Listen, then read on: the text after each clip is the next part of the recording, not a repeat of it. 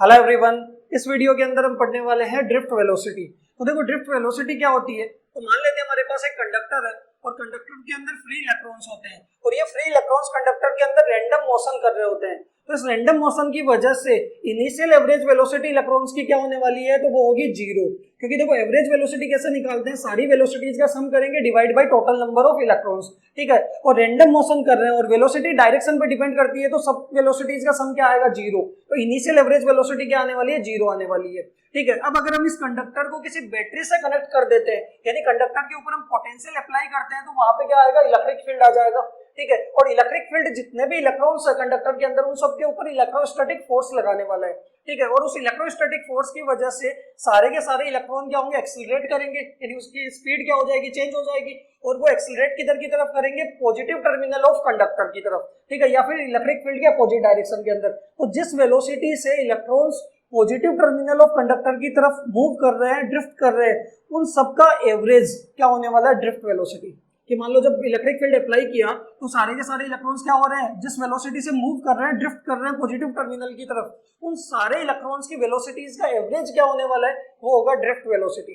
Clear है यहाँ तक, ठीक है। तो देखो इसकी डेफिनेशन क्या होने वाली है, the average velocity with which free electrons get drifted towards the positive end of a conductor, या फिर opposite to the electric field, कि जिस डायरेक्शन में इलेक्ट्रिक फील्ड लग रहा है उसके अपोजिट डायरेक्शन में या फिर positive end of the conductor की तरफ ड्रिफ्ट होंगे under the influence of an external electric field, कि एक्सटर्नल इलेक्ट्रिक फील्ड की वजह से। क्लियर है यहाँ तक। तो इसके हम डेरिवेशन की बात करते हैं कि इसका फॉर्मूला क्या होने वाला है ड्रिफ्ट वेलोसिटी का। तो इसके अंदर सबसे पहले हमारे पास मान लेते हैं कंडक्टर है और इस कंडक्टर की लेंथ गिवन है L और क्रॉस सेक्शन एरिया है कैपिटल A और इसके अंदर n नंबर ऑफ इलेक्ट्रॉन्स है, ठीक है। और ये इनिशियली क्या कर रहे हैं, रैंडम मोशन कर रहे हैं। रैंडम मोशन कर रहे हैं मतलब ये इधर जा रहा है, मान लो ये इधर जा रहा है, ये इधर जा रहा है, ये ऊपर जा रहा है, ये नीचे जा रहा है, ये इस तरीके से क्या कर रहे हैं, रैंडम मोशन करते हैं। और इनकी इनिशियल वेलोसिटी क्या होगी, u1 u2 u1, हर एक इलेक्ट्रॉन की इनिशियल वेलोसिटी होगी। तो इनिशियल एवरेज वेलोसिटी कैसे निकालेंगे, तो यहाँ पे हम बात करते हैं इनिशियल एवरेज वेलोसिटी। और ये वेलोसिटी कब है, जब आपने बैटरी या फिर पोटेंशियल इसके क्रॉस अप्लाई नहीं किया है। क्लियर है। तो initial average velocity of free electrons, तो देखो हमारे पास n नंबर ऑफ इलेक्ट्रॉन्स है और उनकी इनिशियल वेलोसिटीज है, तो इनिशियल एवरेज वेलोसिटी कितनी आ जाएगी, initial velocity u1 u2 plus plus plus u1 और डिवाइडेड बाय क्या आ जाएगा, n। क्लियर है। और ये इनिशियल एवरेज वेलोसिटी कितनी आने वाली है, वो आने वाली है जीरो, क्योंकि रैंडम मोशन की वजह से सारी वेलोसिटीज का सम क्या हो जाएगा, जीरो हो जाएगा, क्योंकि वेलोसिटी डायरेक्शन पे डिपेंड करती है। Equation number 1। क्लियर है, ठीक है। अब जब हम इसके ऊपर पोटेंशियल अप्लाई करेंगे तो हमारा डायग्राम क्या बनने वाला है, तो ये हमारे पास मान लो कंडक्टर है,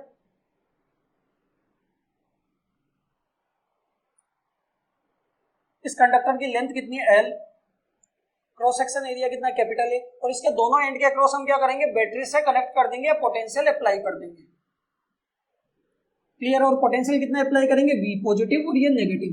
क्लियर है यहाँ तक। तो यहाँ से देखो इलेक्ट्रिक फील्ड जनरेट होने वाला है और वो कैसे होगा कि आपने L लेंथ के अंदर पोटेंशियल अप्लाई किया V, तो पोटेंशियल ग्रेडियंट होता है वो इलेक्ट्रिक फील्ड के इक्वल होता है, E equals to V by L। तो यहाँ पे क्या आ गया, इलेक्ट्रिक फील्ड आ गया, ठीक है। और इलेक्ट्रिक फील्ड अप्लाई करने की वजह से ये तो क्या होगा, कंडक्टर का पॉजिटिव टर्मिनल और ये क्या होगा, नेगेटिव टर्मिनल, ठीक है। और सारे के सारे इलेक्ट्रॉन्स क्या होंगे, वो क्या होंगे, इलेक्ट्रोस्टैटिक फोर्स की वजह से ड्रिफ्ट होने वाले हैं किधर की तरफ, इस पॉजिटिव टर्मिनल की तरफ, कि जो इलेक्ट्रिक फील्ड होगा वो इलेक्ट्रॉन्स को क्या करेगा, अट्रैक्ट करेगा, और अट्रैक्ट करेगा तो सारे के सारे इलेक्ट्रॉन्स क्या होंगे, पॉजिटिव टर्मिनल ऑफ कंडक्टर की तरफ ड्रिफ्ट होने वाले हैं। और इनकी जो वेलोसिटी होगी इस टाइम पे, उनका एवरेज क्या होगा, drift velocity.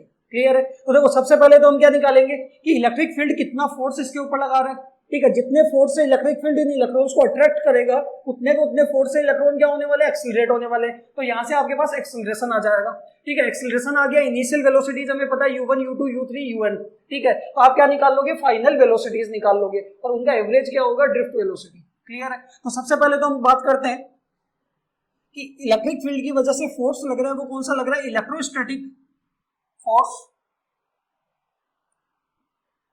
Acting on each electron. और ये कब लग रहा है, जब आपने इसके अक्रॉस पोटेंशियल अप्लाई किया कंडक्टर के अक्रॉस। तो देखो इलेक्ट्रोस्टैटिक फोर्स कितना लग रहा है, तो वो कितना होगा, F इक्वल्स टू QE, और Q यहाँ पे कौन है, इलेक्ट्रॉन, तो इलेक्ट्रॉन के ऊपर फोर्स कितना लगेगा, EE। क्लियर है, इक्वेशन नंबर 2, ठीक है। अभी जितने फोर्स से इलेक्ट्रिक फील्ड क्या कर रहा है, इन इलेक्ट्रॉन्स को अट्रैक्ट कर रहा है, उतने के उतने फोर्स से वो क्या कर रहे हैं, एक्सीलरेट भी कर रहे हैं पॉजिटिव टर्मिनल की तरफ। तो आप लिख सकते हो अकॉर्डिंग टू न्यूटन्स कौन सा लो है, सेकंड लो, और वो क्या होने वाला है, F इक्वल्स टू ma। और दोनों फोर्स आपस में क्या होंगे, इक्वल होंगे। क्यों, क्योंकि जितने फोर्स से इलेक्ट्रिक फील्ड अट्रैक्ट करेगा उतने ही फोर्स से वो एक्सीलरेट होंगे। तो आप यहाँ पे लिख सकते हो फ्रॉम इक्वेशन 2 and 3, और 2 and 3 से क्या मिलने वाला है, तो देखो ई बराबर आपके पास कितना आ जाएगा ma, और a कितना आएगा, वो आएगा ई by M.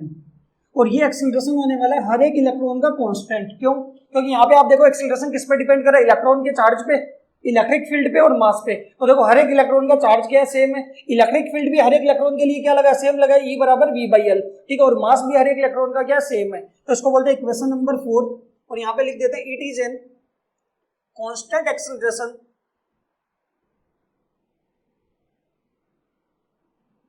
For each electron, हर एक इलेक्ट्रॉन के लिए ये एक्सीलरेशन क्या है, कांस्टेंट है। बताओ क्लियर है? तो हमें इनिशियल वेलोसिटीज पता है, कितने एक्सीलरेशन से वो एक्सेलरेट कर रहे हैं वो पता है, टाइम हर एक का क्या होगा, t1 t2 tn तक टाइम मान लेंगे तो क्या आ जाएगी, फाइनल वेलोसिटीज आ जाएगी, और उनका एवरेज क्या होगा, ड्रिफ्ट वेलोसिटी। क्लियर है यहाँ तक? तो देखो मैं ऊपर की डेफिनेशन मिटा देता हूँ इसकी।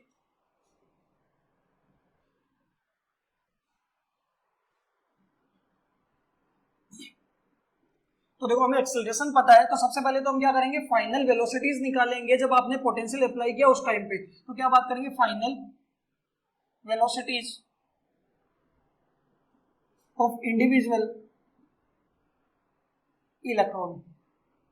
तो सबसे पहले इलेक्ट्रॉन की v1 कितनी होगी, तो देखो फॉर्मूला कौन सा लगेगा, वो लगेगा इक्वेशन ऑफ मोशन का, क्योंकि इनिशियल वेलोसिटी पता है, एक्सेलरेशन पता और टाइम। तो यहाँ से देखो v1 इक्वल टू क्या होगा, u1 प्लस a, और ये आएगा t1, ठीक है। अगर सेकंड इलेक्ट्रॉन की निकालेंगे तो v2 कितना आएगा, u2 प्लस a, तो सेम ही रहेगा बट टाइम कितना होगा, t2। ऐसे n इलेक्ट्रॉन्स के लिए vn निकालेंगे तो कितना होगा, u1 प्लस a tn। ये आपके पास आ गई इक्वेशन नंबर 5। बताओ क्लियर है? हर एक इलेक्ट्रॉन की जब आपने पोटेंशियल अप्लाई किया तो उस टाइम पे आपके पास वेलोसिटी आ गई फाइनल v1 v2 vn, और इन सब का एवरेज क्या होने वाला है कि इस वेलोसिटी से ये क्या कर रहे हैं, ड्रिफ्ट कर रहे हैं पॉजिटिव टर्मिनल की तरफ, और इन सब का एवरेज क्या होने वाला है, ड्रिफ्ट वेलोसिटी होने वाली है, एवरेज वेलोसिटी। क्लियर है? तो इनका एवरेज कैसे निकालेंगे, तो यहाँ पे क्या होगा, फाइनल एवरेज वेलोसिटी, और इस फाइनल एवरेज वेलोसिटी को हम क्या बोलने वाले हैं, ड्रिफ्ट वेलोसिटी vd, ठीक है। और वो क्या होगा, v1 plus v2 plus plus plus vn और डिवाइडेड बाई n। क्लियर है? v1 v2 vn की वैल्यू पुट करते हैं कहां से, इक्वेशन 5 से। तो यहाँ पे फ्रॉम इक्वेशन 5, इक्वेशन 5 से आपके पास क्या वैल्यूज आने वाली है, तो vd इक्वल्स टू, देखो v1 को लिखेंगे u1 plus a t1, plus का साइन बीच में, u2 plus a t2 plus plus plus, vn को क्या लिखेंगे, u1 प्लस a tn, और डिवाइडेड बाई क्या आने वाला है आपके पास n। बताओ क्लियर है? अगर मैं इनको अलग अलग करके लिख लेता हूं, तो अलग अलग करके लिखूंगा तो क्या होने वाला है, यहाँ पे आप एक्सेलरेशन की वैल्यू याद रखना, एक्सेलरेशन हमारे पास इक्वेशन 4 के अंदर कितना, e बाई m, ये इक्वेशन नंबर 4 थी। तो यहाँ से अगर आप देखोगे कि इनको अलग अलग कर लेंगे तो vd कितना आ जाएगा, वो आ जाएगा u1 plus u2 plus plus plus u1, तो मैंने अलग लिख लिया, ठीक है, a कॉमन ले लिया, और ये कितना आ जाएगा, t1 plus t2 plus plus plus tn। Clear है? और यहाँ पे n अलग लिख लिया डिवाइड में, और यहाँ पे n अलग। क्लियर है? तो ये तो आपके पास क्या बन गई, इनिशियल एवरेज वेलोसिटी, और वो इक्वेशन 1 के अंदर कितनी थी, 0। क्लियर है? और यहाँ पे अगर आप देखोगे तो ये t1 t2 tn क्या है, ये है दो इलेक्ट्रॉन्स के बीच के कोलिजन का टाइम, ठीक है। और इन सब का एवरेज क्या होगा, तो वो कोलिजन का क्या हो जाएगा, एवरेज टाइम हो जाएगा, जिसको हम क्या बोलेंगे, relaxation time tau, relaxation time tau. और रिलैक्सेशन टाइम टाउ क्या होने वाला है, तो ये है कि दो इलेक्ट्रॉन्स के टकराने के बीच का फ्री टाइम का एवरेज, कि जो भी टकराने का टाइम है उनका क्या लिया गया, एवरेज लिया गया है। तो ये आप बोल सकते हो कि average free time between two successive collision, कि दो इलेक्ट्रॉन्स के बीच के कोलिजन का फ्री टाइम का एवरेज, ये क्या आपका रिलैक्सेशन टाइम। क्लियर है? तो vd की वैल्यू कितनी आ जाएगी, वो आ जाएगी 0 प्लस a, तो एक्सेलरेशन, और इसको क्या लिखेंगे, मीन फ्री टाइम को टाउ, ये आपके पास vd आया। और a की वैल्यू आपको कहां पता थी, इक्वेशन 4 के अंदर। तो यहाँ पे आप देखोगे फ्रॉम इक्वेशन 4, तो vd की वैल्यू आपके पास आ जाएगी, वो आ जाएगी a की जगह तो e बाई m, और ये टाउ, ये आपके पास क्या है, ड्रिफ्ट वेलोसिटी, ठीक है। और आप देखोगे इलेक्ट्रिक फील्ड की वैल्यू भी हमें पता है, क्योंकि आपने v पोटेंशियल अप्लाई किया l लेंथ के अंदर, तो E बराबर क्या होता है, v by l, electric field potential gradient के इक्वल होता है। तो यहाँ पे ड्रिफ्ट वेलोसिटी क्या हो जाएगी, वो हो जाएगी e v tau upon m1।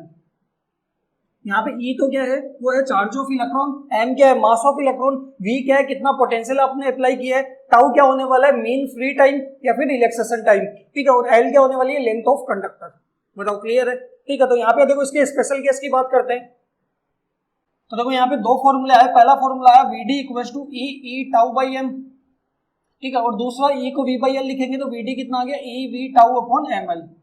बताओ क्लियर है। तो इसके अंदर हम स्पेशल केस की बात करते हैं कि आपके पास मान लो सबसे पहले कि आपके पास लेंथ है वो कंडक्टर की कांस्टेंट है, और अगर लेंथ कांस्टेंट है तो ड्रिफ्ट वेलोसिटी होगी वो डायरेक्टली प्रोपोर्शनल होगी पोटेंशियल के, यानी Vd1 अपॉन Vd2 का रेशियो कितना आने वाला है, वो आने वाला है V1 अपॉन V2।